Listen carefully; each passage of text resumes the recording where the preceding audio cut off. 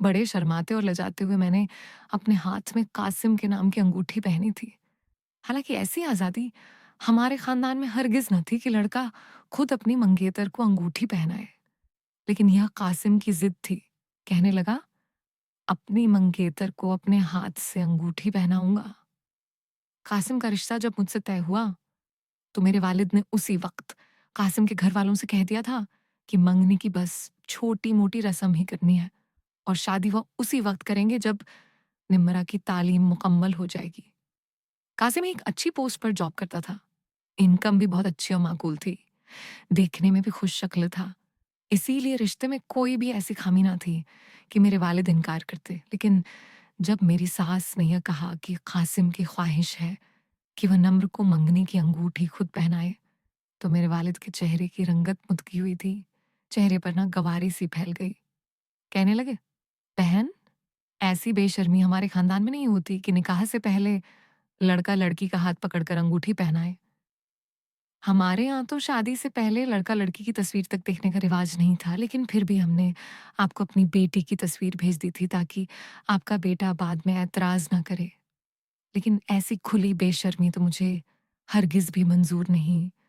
लिहाजा हमारी तरफ से ऐसी रस्म से साफ इनकार है। ये सुनना था कि कासिम की वालिदा के माथे पर तेवरी सी छड़ी कहने लगी, भाई साहब, आप किस द्वार में रहते हैं? आजकल तो ये बातें बहुत मामूली समझी जाती हैं। अगर मेरे बेटे की ये ख्वाहिश है तो कोई कबाह तो नहीं है बच्चों की। आप बहुत सारी ख्वाहिश होती हैं।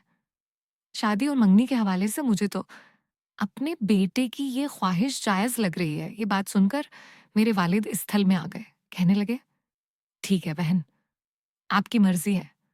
हमारे खानदान में ऐसी बेशर्मियां नहीं होती।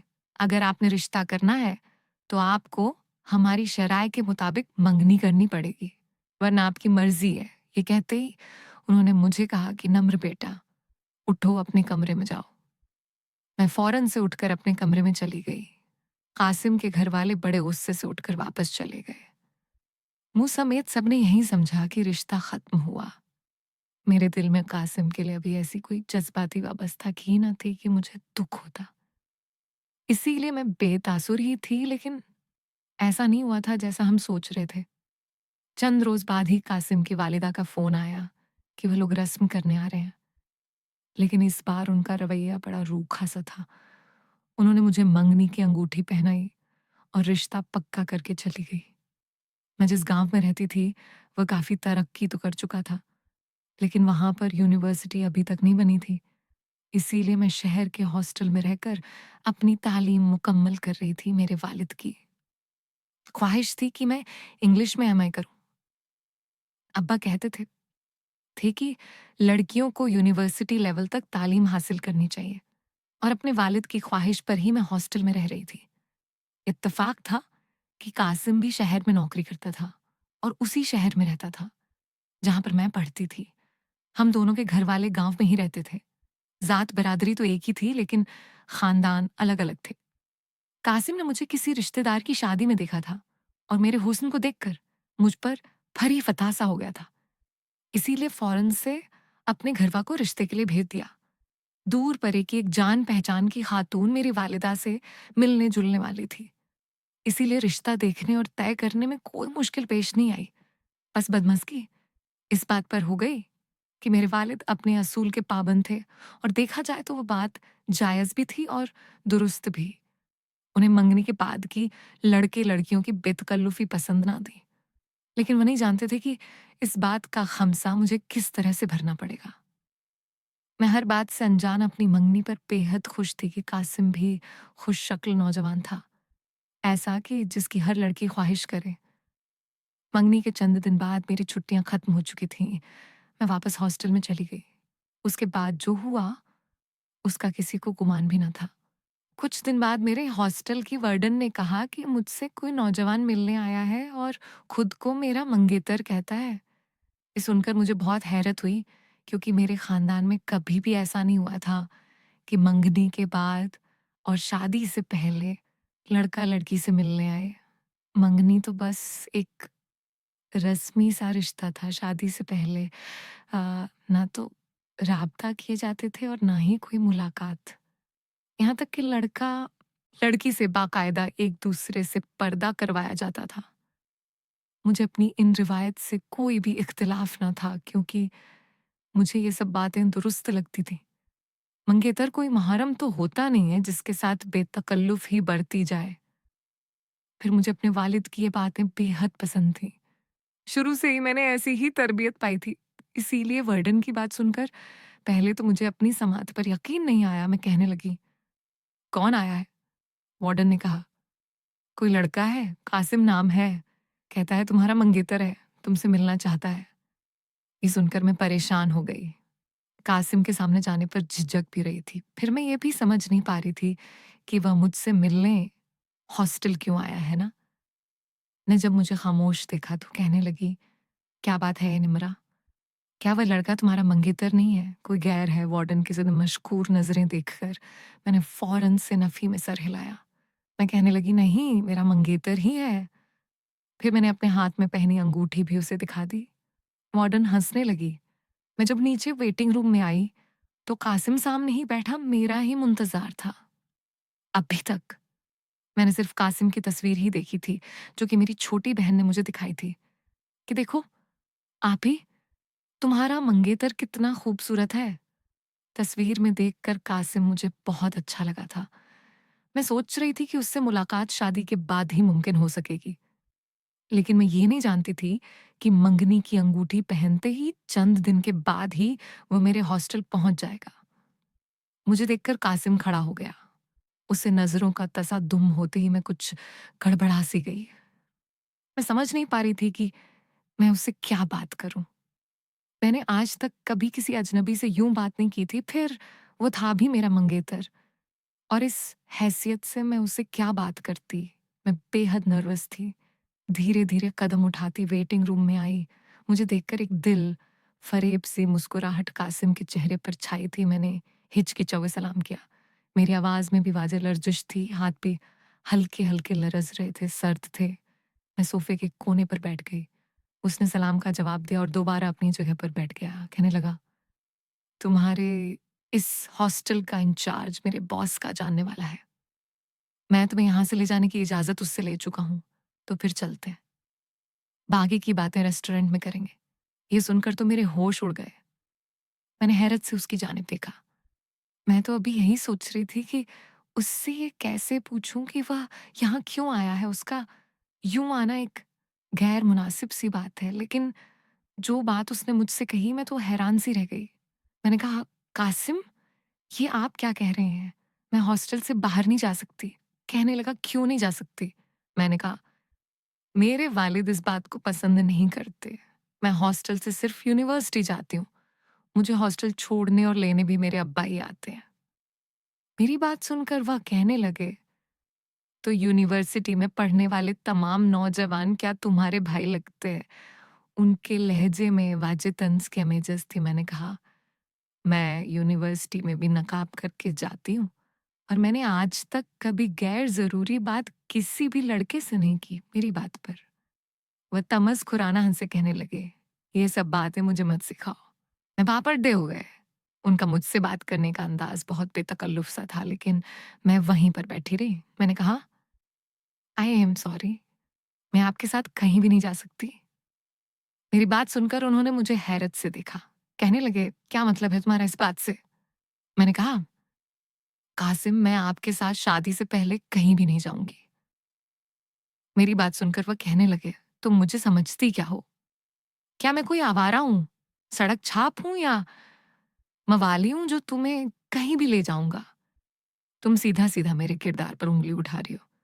ये सुनकर तो मैं शशदर सी रह गई। मैं तो ऐसा सोच भी नहीं सकती थी जो वो कह रहे थे। मैंने कहा, "नहीं, मेरा ये मतलब नहीं था।" कहने लगे, "क्या मतलब था तुम्हारा?" उस वक़्त वह बेतहाशा गुस्से में थे। कहने लगे, "मैं तुमसे दो टोक अंदाज़ में पूछ रहा हूँ मुझे। हाँ और ना में जवाब दो। तुम अभी मेरे साथ चल रही हो या नहीं?" कासिम ने मेरे पास दूसरा कोई रास्ता नहीं छोड़ा था। मैंने नफ़ी में सर हिला दिया। ये बात मेरे वालिद की तरबियत के खिलाफ थी।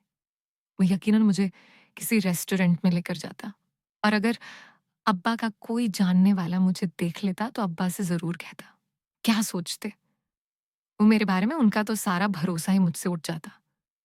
ये सुनना था कि कासिम कहने लगे, तुम भी अपने वालिद की तरह दकियानूसी सोच रखती हो कि मंगेतर गैर महरम होता है, मंगनी का रिश्ता नापायदे नहीं है, लेकिन शायद मैं ऐसा नहीं सोचता।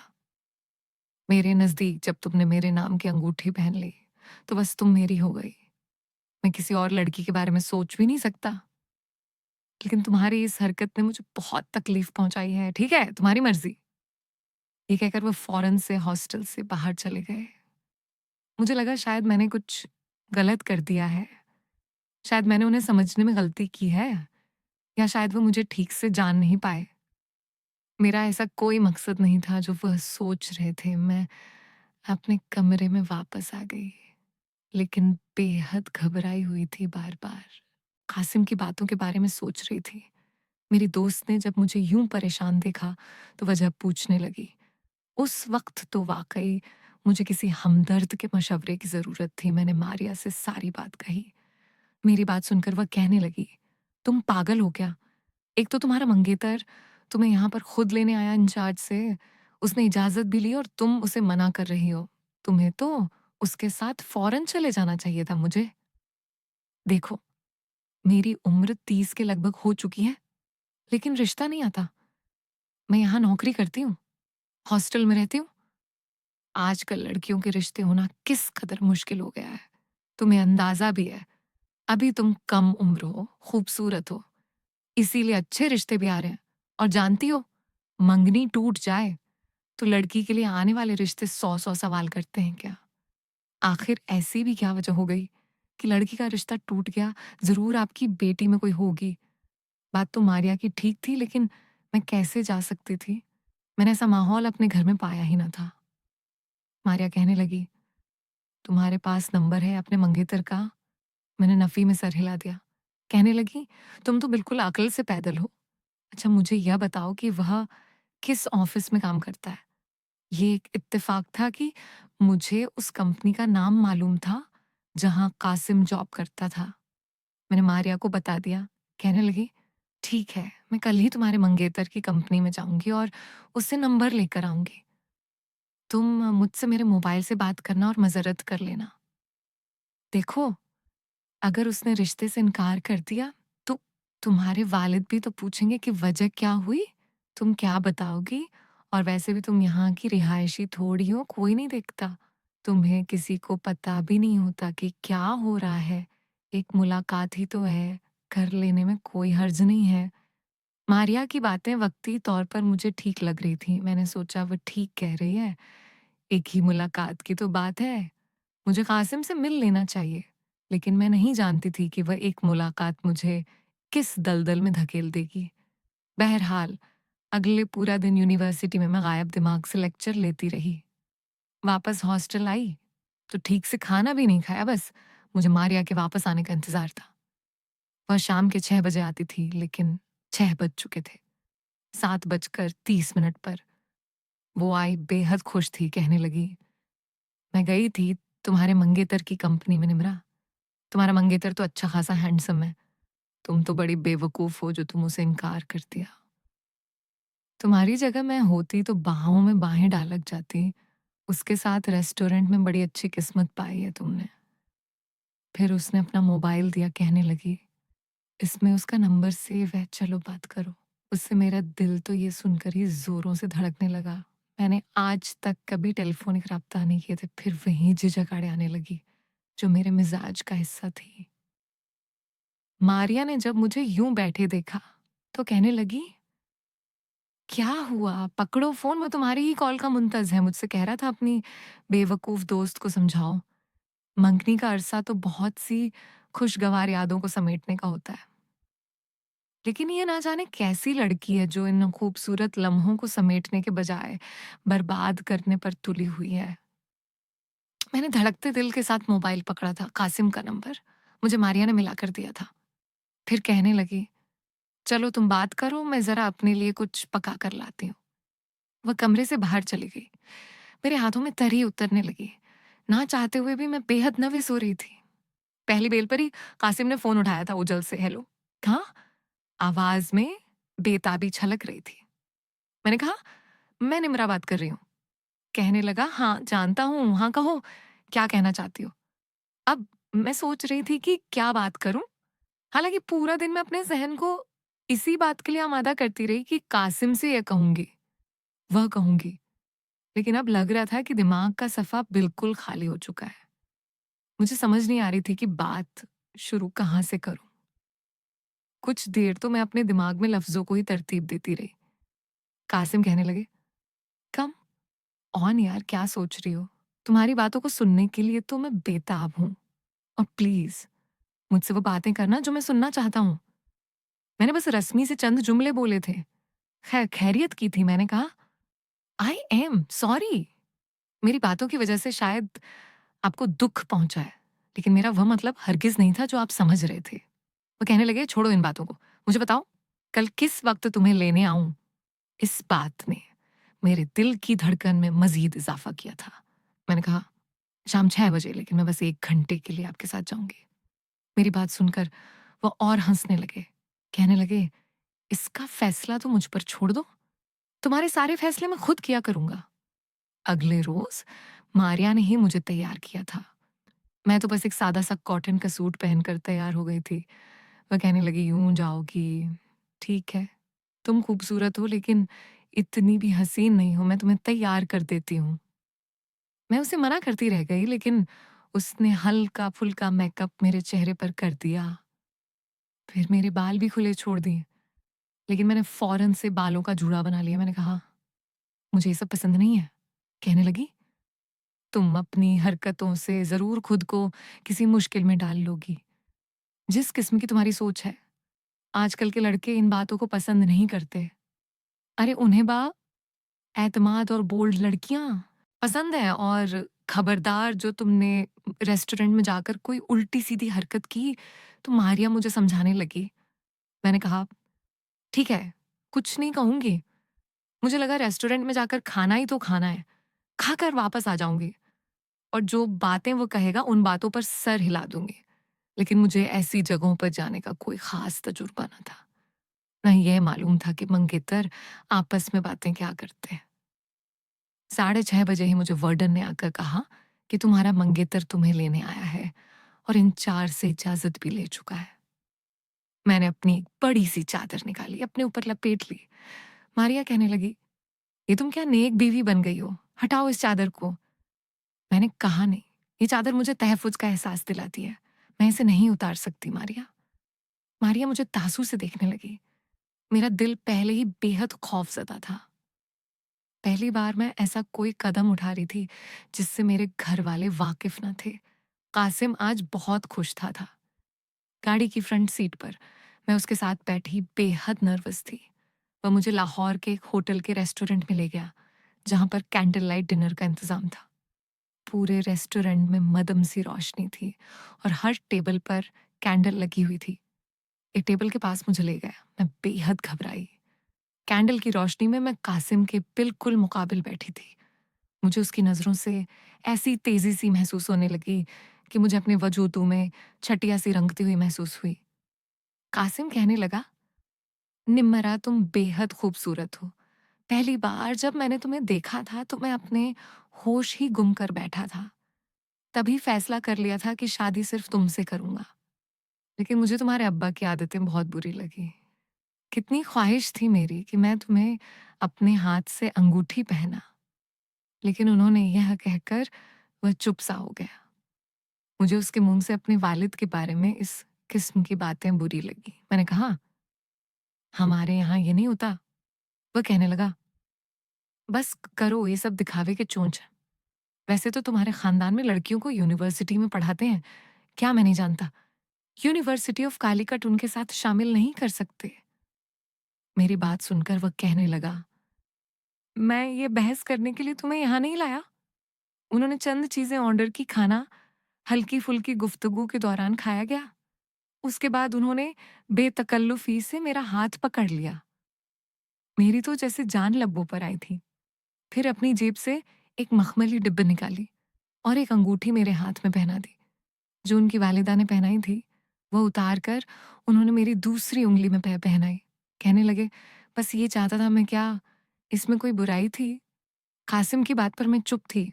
शायद ये उसकी छोटी-सी ख्वाहिश थी जो वह पूरी कर चुका था। मुझे लगा अब वह मुझे वापस हॉस्टल छोड़ देगा, मगर वह कहने लगा, इसी होटल के कमरे में उसका एक दोस्त ठहरा हुआ है। कासिम को उससे कुछ काम है, इसीलिए मैं उसके साथ कुछ देर के लिए होटल के कमरे में चलूं। मैं उठकर खड़ी हो गई। कासिम के साथ मैं लिफ्ट में तीसरी मंजिल पर गई, लेकिन जैसे-जैसे मैं कमरे की जानिब बढ़ रही थी, मुझे गनदगी सी होने लगी। मुझे लगा जैसे मेरा सर चकरा रहा है। मैंने अपने हाथ से अपना सर पकड़ रखा था। मैंने कहा, "कासिम मुझे चक्कर आ रहे हैं।" ये सुनकर बजाय कासिम परेशान होने के मुस्कुराने लगा। कासिम ने मुझे बाजू से पकड़ा, तो मैंने अपना बाजू छुड़वाने की कोशिश की, लेकिन बिना उसके सहारे के मैं चल नहीं पा रही थी। मुझे सब कुछ घूमता हुआ दिखाई दे रहा था। एक कमरे के बाहर जाकर कासिम खड़ा हुआ, चाबी से दरवाज़ा खोला और मुझे अंदर ले गया। अंदर का माहौल काफ़ी ख्वाबनाक सा था। लाइट बल्ब की रोशनी जल रही थी। कमरे में अचानक किसी चीज़ की भीनी-भीनी सी खुशबू आ रही थी। मेरे और कासिम के अलावा कोई और ना था। मैं बार-बार अपने सर पर अपना हाथ मार रही थी। खुद को होश में लाने की कोशिश कर रही थी, जो मुझे मुमकिन नज़र नहीं आ रहा था। मेरे होश उस वक़्त उड़े जब कासिम ने मुझे बेड पर धकेला और उसके बाद कासिम ने मेरे ऊपर से मेरी चादर को उतार कर एक तरफ फेंका। मेरे गले से दुपट्टा भी बड़ी बेदर्दी से उतारा। मैं चाहकर भी उसका हाथ रोक नहीं पा रही थी। मेरा सर भी चकरा रहा था। मैंने कहा, "कासिम, आप क्या कर रहे हैं?" लेकिन उसने मुझे कोई भी जवाब नहीं दिया। उसने मेरे बालों का जूड़ा भी खोल दिया। मुझे अपने साथ लगाए मेरे साथ कुछ नाज़बाज़ सी तसावर लेने लगा। मैं उससे अपना आप छुड़वा रही थी, लेकिन कासिम की गुस्ताखियाँ बढ़ने लगी। मेरे हाथ में वहाँ साइड टेबल पर रखा एक गुलदान आ गया। मैंने वहीं उसके कंधों पर मारना शुरू कर दिया। वो मुझसे पीछे हट गया। इससे पहले कि वो कोई और गुस्ताखी करता, मैं फ़ौरन से खड़ी हो गई। मैंने होटल के कमरे का दरवाज़ा खोला और लड़खड़ाते कदमों से लिफ्ट तक पहुँची। उस वक़्त ना तो मेरे गले में दुपट्टा था, ना मुझ पर चादर। मेरे बाल बुरी तरह यहाँ से बिखरे हुए थे, लेकिन मैं अपनी इज़्ज़त बचाने के लिए जो कर सकती थी, वो कर रही थी। मैं जैसे ही लिफ्ट के अंदर गई, सामने से कासिम आता हुआ नज़र आया। वह मेरी जानिब तेज़ी से बढ़ रहा था। मैं फ़ौरन से लिफ्ट का दरवाज़ा बंद करने की कोशिश करने लगी। इससे पहले कि वह मुँह तक पहुँचता, लिफ्ट बंद हो चुकी थी। जैसे ही मैं ग्राउंड फ्लोर पर पहुँची, तेज़ कदमों से मैं होटल से बाहर निकली, लेकिन मुझ पर गनदगी जाने लगी। मैं ज़बरदस्ती खुद को जग रही थी।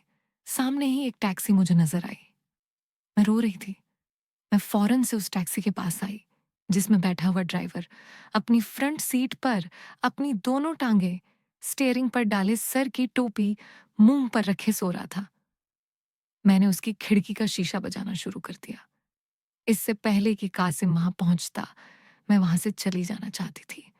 उस नौजवान ने टोपी अपने मुँह से उतारी और मूंदी आँखों से मुझे देखने लगा। उसने शीशा खोला और कहने लगा, "ये टैक्सी खाली नहीं है। मेरे मुसाफिर अंदर बैठे खाना खा रहे हैं। आप कोई और टैक्सी ले लें।" मैं रोने लगी, उसके सामने हाथ जोड़ने लगी कि खुदा के लिए मुझे मेरे हॉस्टल तक पहुँचा दो। मैंने उसके बाद उसे सोचने का मौका तक नहीं दिया। मैं फ़ौरन से पिछली निशत पर बैठ गई, दरवाज़ा बंद किया और उससे कहा कि जल्दी से गाड़ी चलाओ। मेरे पीछे कोई गुंडा पड़ गया है। ये सुनकर वह लड़का फ़ौरन से होशमंदी में आया।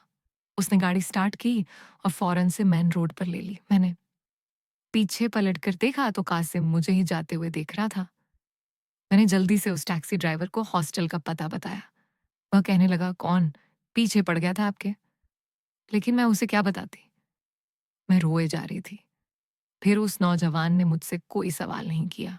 अलबत्ता खुद पर ओढ़ी हुई गर्म शॉल उसने उतारी और एक हाथ से पीछे की तरफ मुझे पकड़ा दी। कहने लगा, "इसे खुद पर डालें।" मेरा दिमाग तो उस वक़्त इस कदर चकरा रहा था कि ये होश तक ना थी कि मैं बिना दुपट्टे, बिना चादर के उसकी गाड़ी में आकर बैठी हूँ।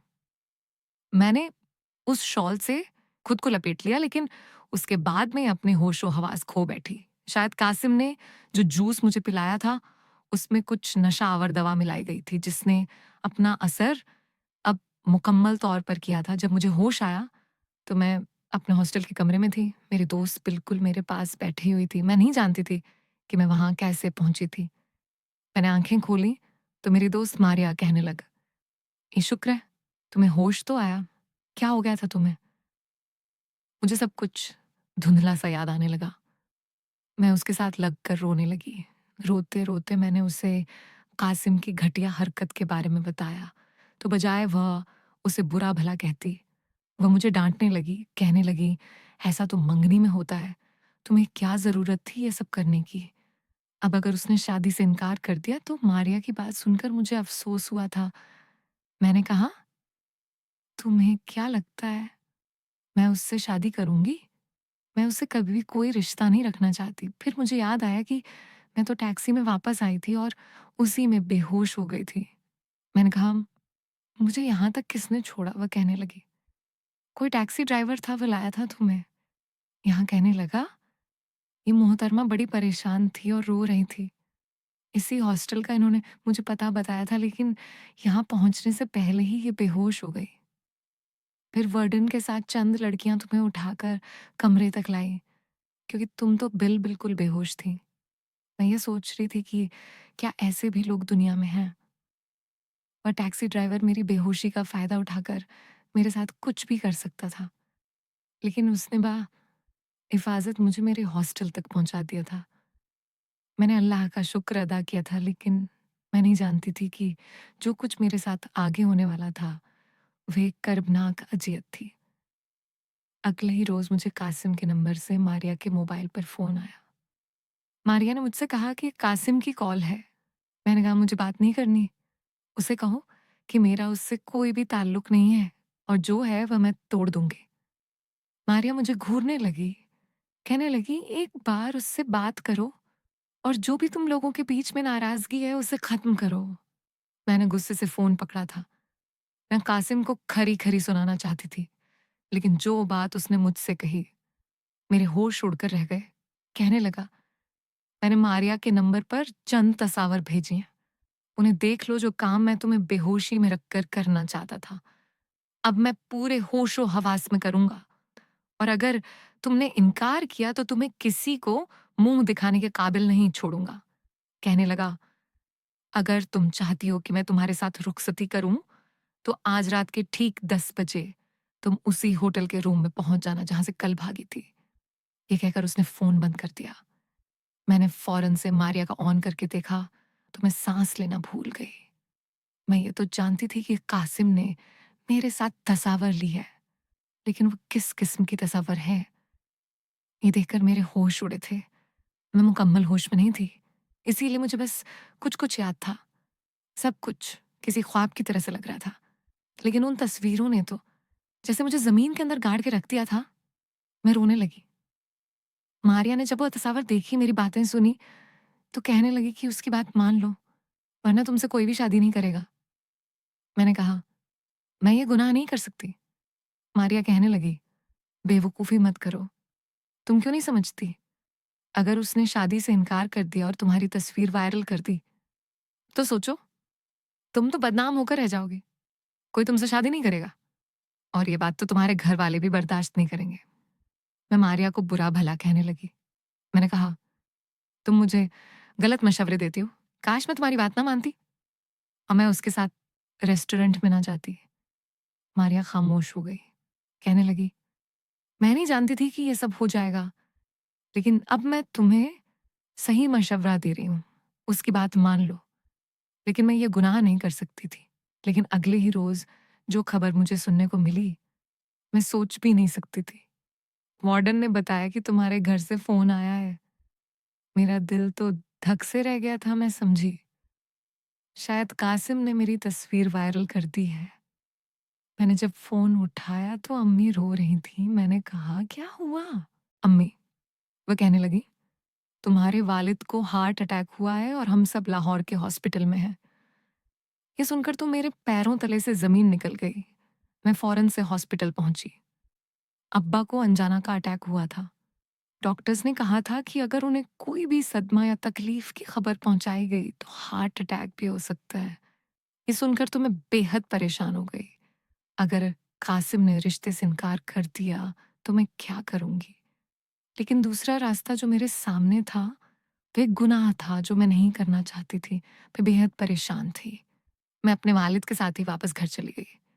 मेरे वालिद ने मेरे ससुर को फ़ोन किया, कहने लगे, "मेरी तबीयत ठीक नहीं है, इसीलिए मैं चाहता हूँ कि आप मेरी बेटी की शादी जल्द अज़ जल्द ले लें।" ये सुनकर मैं परेशान हो गई कि कहीं कासिम इनकार ही ना करते। हालाँकि मैंने ये सोच रखा था कि मैं घर जाकर अपने माँ-बाप को एतमाद मिलूँगी और कासिम की सारी बातें उन्हें बता दूँगी। इस रिश्ते से इनकार कर दूँगी। लेकिन जो हालत मेरे वालिद की थी, मैं अपने वालिद की ज़िंदगी का रिस्क नहीं ले सकती थी। अगले रोज़ मेरे सास और ससुर आए। मेरा दिल सूखे पत्ते की मानिंद काँप रहा था कि कहीं वह रिश्ता ख़त्म ना कर दे, लेकिन वह 15 दिन बाद की शादी की तारीख देकर चले गए। मैं समझी कि शायद कासिम मेरी बात को समझ गया होगा। अच्छा, ये है कि अभी तक मामला ठीक-ठीक से चल रहा है, लेकिन ये शायद मेरी एक खाम-ख़याली थी। मेरी वालिदा के फ़ोन नंबर पर कासिम की बहन का फ़ोन आया। मेरी वालिदा मुझसे कहने लगी कि तुम्हारी नंद तुमसे बात करना चाहती है। लेकिन जैसे ही मैंने फ़ोन उठाया, मुझे कासिम की आवाज़ सुनाई थी। वह कह रहा था कि अगर तुम यह समझ रही हो कि तुम्हारे वालिद की खराब तबीयत का सुनकर मैं अपनी बेइज़्ज़ती भूल जाऊँगा, तो गलत समझ रही हो। मैं ऐन निकाह के वक़्त तुम्हारी वह तस्वीर सबके सामने दिखा दूँगा। ये सुनकर मैं रोने लगी। कासिम की मिन्नत करने लगी कि वह ऐसा ना करे। वो कहने लगा, "अगर तुम चाहती हो कि मैं ऐसा ना करूँ, तो तुम मेरी शर्त पूरी करो।" उसने मुझे मेरे ही मोहल्ले के एक खाली घर का पता बताया। कहने लगा, "यह घर कब से खाली है? यहाँ रात को कोई नहीं रहता, रात के 12 बजे यहाँ पहुँच जाना। अगर तुम ये चाहती हो कि मैं तुमसे निकाह कर लूँ।" वह अब भी अपनी ज़िद पर कायम था। मैंने उसकी बात पर हामी भर ली। जैसे-जैसे रात का अंधेरा छा रहा था, मेरा दिल डूब रहा था। सब सो चुके थे और वादे के मुताबिक मुझे घर से बाहर निकलना था। मैं नहीं जानती थी कि जब चंद दिन बाद बारात आनी है, तो कासिम ये सब क्यों करना चाहता है? वह क्यों इज़्ज़त से मुझे अपनाने के बजाय शादी से चंद दिन पहले मुझसे बस एक गुनाह करवाना चाहता है?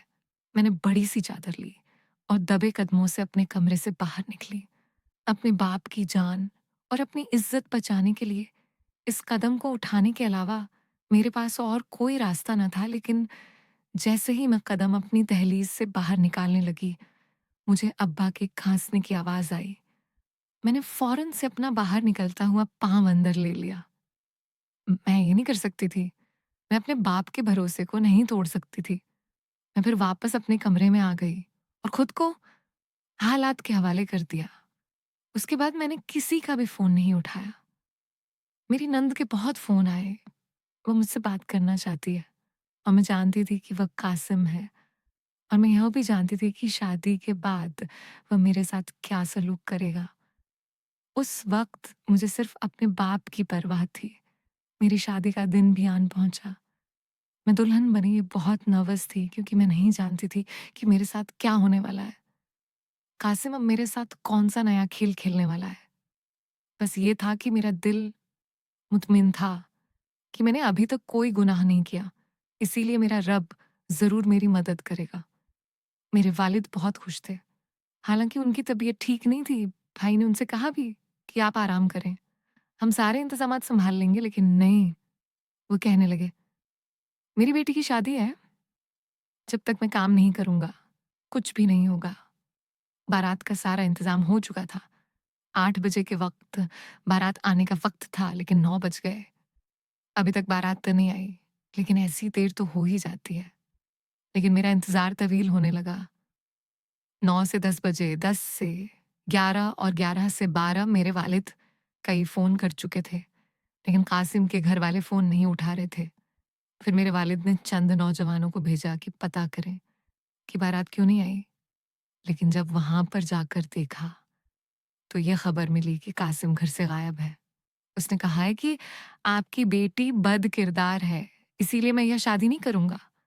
ये सुनना था कि मेरा दिमाग चकरा के रह गया। मैं तो समझी थी कि शायद वह मेरी इज़्ज़त रख लेगा। लेकिन नहीं, ये सुनकर मेरे वालिद का हाथ सीने तक गया था। कहने लगे, मेरी बच्ची पर लगा इल्ज़ाम झूठा है, लेकिन मेरे भाई ने चंद तस्वीरें मेरी वालिदा के हाथ में पकड़ाई और मुझे कहर भरी नज़रों से देखने लगा। मेरी वालिदा ने जैसे ही वह तस्वीरें देखी तो मुझे कोसने लगी। "ये क्या किया तुमने?" मैं रोने लगी। अब सच्चाई बताती भी तो मेरी बात का कोई भी भरोसा नहीं करता। मेरे वालिद ने वह तस्वीर पकड़ी और फाड़ कर फेंक दी। कहने लगे, "ये तस्वीरें झूठी हैं।" मैं नहीं मानता कि मेरी बच्ची ऐसी है, लेकिन यह बात वहाँ मौजूद सब मेहमानों को पता चल चुकी थी। मेरे वालिद ने सबके सामने हाथ जोड़े, कहने लगे, "मेरी बच्ची की इज्जत रख लो। बरादरी का कोई भी नौजवान मेरी बच्ची से निकाह कर ले।" लेकिन कोई भी निकाह के लिए तैयार न था। मैं दुल्हन बनी खड़ी रो रही थी। हर तरफ खामोशी थी। सब लोग ये सुनकर कि मेरे वालिद ने निकाह के लिए कहा है, मुझे अजीब-अजीब नज़रों से देखकर वापस जाने लगे। मेरे घर पर अब कोई भी नहीं था, सिवाय मेरे घर के अफ़राद के। मैं रोए जा रही थी, मेरे बाप और भाई। मेरी वालिदा मुझे बुरा-भला कहने लगे। मेरे वालिद तो बुत बने, एक कुर्सी पर बैठ गए। ना बात कर रहे थे, ना बोल रहे थे। एकटुक मुझे देखे जा रहे थे। मैं रोए जा रही थी कि जब हमारे घर के दरवाजे पर दस्तक हुई, उसी वक़्त एक नौजवान हमारे घर में दाखिल हुआ। वह वहीं था, टैक्सी ड्राइवर। उसके हाथ में वो अंगूठी थी जो मुझे रेस्टोरेंट में कासिम ने पहनाई थी। शायद उसकी टैक्सी में गिर गई थी। वह अंदर आया तो सबको देखकर मेरे भाई से कहने लगा कि यह अंगूठी आपकी बहन की है। मेरी टैक्सी में रह गई थी, बड़ी मुश्किल से आपके घर का पता ढूँढते-ढूँढते यहाँ पहुँचा। मेरे भाई ने उसके हाथ से अंगूठी छीनी, कहने लगा, "ठीक है, तुम जाओ यहाँ से।" और मुझ पर भड़कने लगा। कहने लगा, "तुम्हें शर्म नहीं आई? ऐसी हरकतें करते हो तुम? लाहौर में यूनिवर्सिटी में पढ़ने जाती थी, यही सब करने जाती थी।" मैंने कहा, "भाई, मैंने कुछ नहीं किया, वो झूठ बोल रहा है।" कहने लगा, "चलो, मान लिया कि तज़ा वो झूठी है, मगर अब मुझे ये बताओ कि तुम्हें कौन भी आने के लिए आएगा? कौन तुम्हें इज़्ज़त देगा? कौन तुम्हारी बात को सच मानेगा? तुम्हारी वजह से हमारी इतनी बदनामी हो गई कि छोटी बहन के लिए भी रिश्ते नहीं आएँगे। तुम ऐसा करो, इस घर से निकल जाओ।" मेरी वालिदा भी रोने लगी, कहने लगी कि काश तुम मर जाती, हमें ये बदनामी तो ना देखनी पड़ती।